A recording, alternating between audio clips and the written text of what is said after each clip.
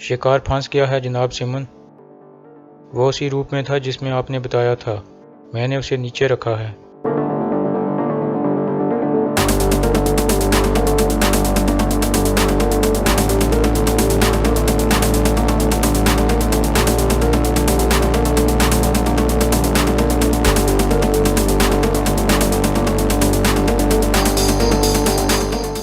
دوندار 5 سکے اس غلام بنانے والے تاجر کو دے دو۔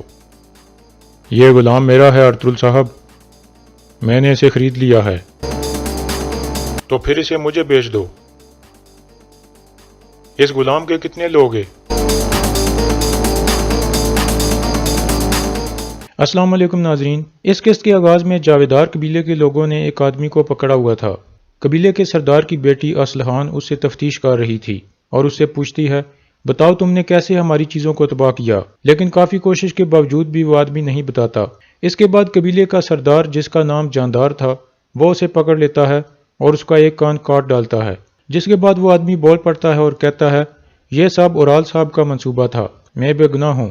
یہ سن کر وہ سب چونک جاتے ہیں کیونکہ اورال اس بوڑھے سردار کا بیٹا تھا۔ پھر وہ سردار اپنے سپاہی کو کہتا ہے، تم فوراً جا کر اورال کو بلا کر لاؤ۔ وہ سپاہی باہر نکل جاتا ہے۔ سردار جاندار کہتا ہے، اس بات کے بارے میں کسی کو بھی نہیں پتہ چلنا چاہیے۔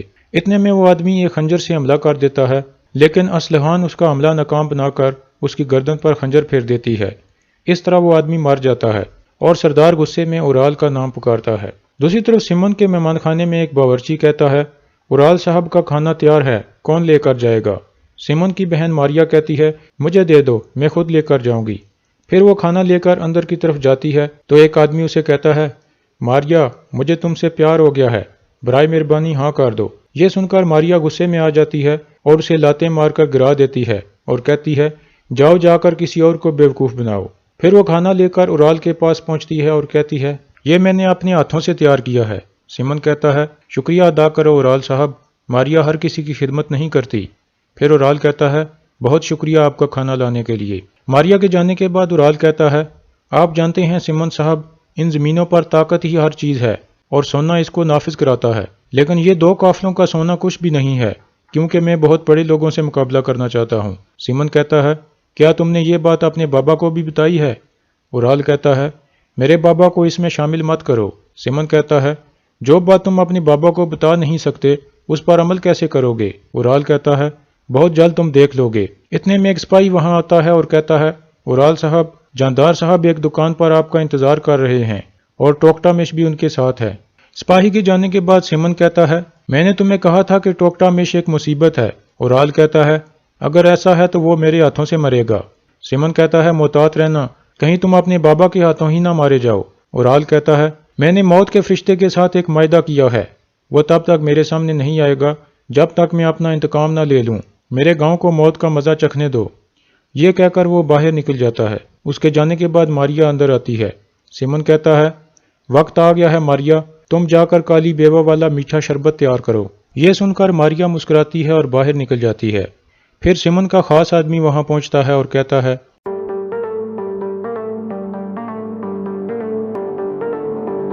شکار پھنس گیا ہے جناب سمن۔ وہ اسی روپ میں تھا جس میں آپ نے بتایا تھا۔ میں نے اسے نیچے رکھا ہے۔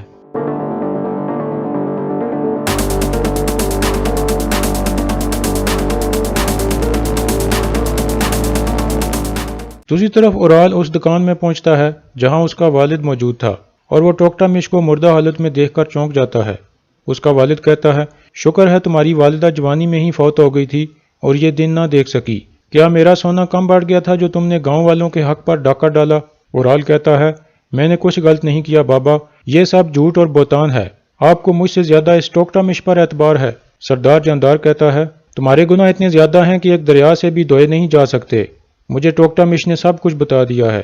پھر سردار اس پر ہاتھ اٹھانے کی کوشش کرتا ہے، لیکن اورال اس کا بازو پکڑ لیتا ہے اور کہتا ہے، میرے بارے میں سب جھوٹ پھیلائے جا رہے ہیں، آپ چاہیں تو میرا خون بھی لے سکتے ہیں۔ پھر وہ ایک خنجر نکال کر اپنی ٹانگ پر مارتا ہے اور پھر خنجر دیتے ہوئے کہتا ہے، یہ لیں، باقی کام آپ کا ہے بابا۔ دوسری طرف سمن کی بہن ماریا ایک زہر تیار کرنے میں لگ جاتی ہے کیونکہ سمن نے اسے ایسا کرنے کو کہا تھا۔ ارطغرل اور اس کے ساتھی بازار میں موجود تھے۔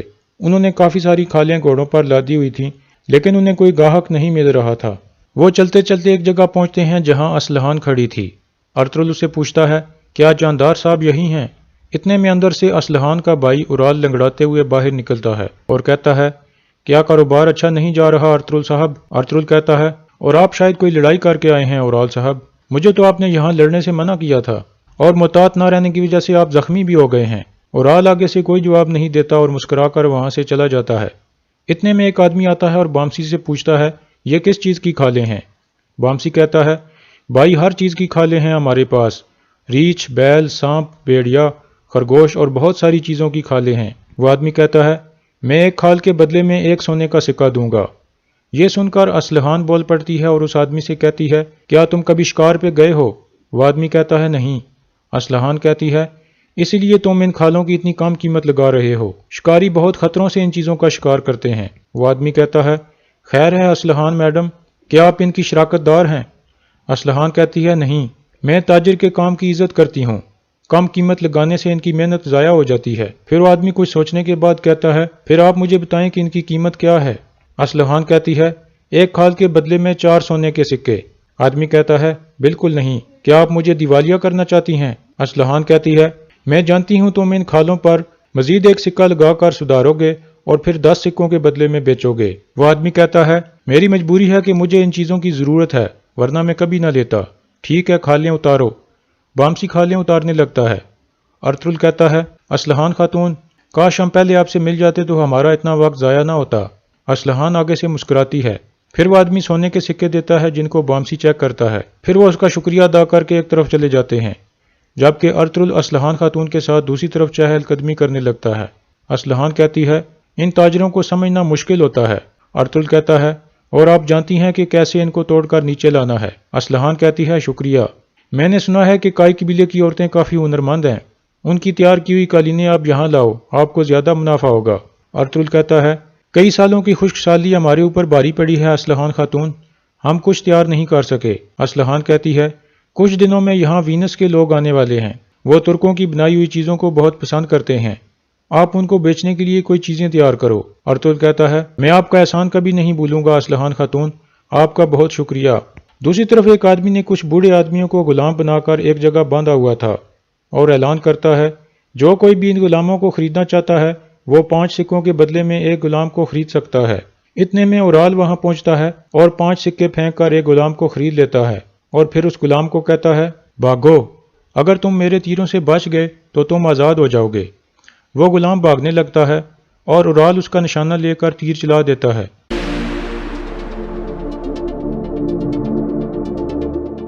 ارطغرل اور اسلحان بھی وہاں پہنچ جاتے ہیں۔ ارطغرل غصے سے اورال کی طرف دیکھنے لگتا ہے۔ اتنے میں اورال ایک اور غلام خرید لیتا ہے۔ یہ دیکھ کر اس کی بہن اسلحان فوراً اس کی طرف جاتی ہے اور کہتی ہے، اورال بھائی، یہ کیا کر رہے ہو؟ بہت ہو گیا۔ لیکن اورال دھکا دے کر اسے ایک طرف کر دیتا ہے اور اس غلام کو کہتا ہے، بھاگو، اپنی زندگی کے لیے بھاگو۔ اسلحان دوبارہ اس کے سامنے کھڑی ہو جاتی ہے اور کہتی ہے، ایسا مت کرو۔ ارطغرل بھی کھڑا ہو کر غصے سے اورال کی طرف دیکھ رہا تھا۔ غلام اٹھ کر بھاگنے لگتا ہے۔ اسلحان اورال کے سامنے کھڑی ہو کر اسے تیر چلانے سے روک رہی تھی، لیکن اورال تیر چلانے میں کامیاب ہو جاتا ہے۔ لیکن جیسے ہی تیر اس غلام تک پہنچتا ہے، ارطغرل فوراً اس کو پکڑ کر نیچے کر دیتا ہے اور اپنے خنجر سے تیر کو توڑ ڈالتا ہے۔ یہ دیکھ کر اورال چونک جاتا ہے۔ پھر ارطغرل اس غلام سے پوچھتا ہے، کتنی قیمت لگائی ہے اس نے آپ کی؟ غلام کہتا ہے، 5 سکے۔ ارطغرل کہتا ہے، میرے ساتھ آؤ۔ غلام کہتا ہے، بھائی وہ آدمی مجھے مار دے گا۔ ارطغرل کہتا ہے، میرے ہوتے ہوئے کوئی آپ کو چھو بھی نہیں سکتا، میرے ساتھ آؤ۔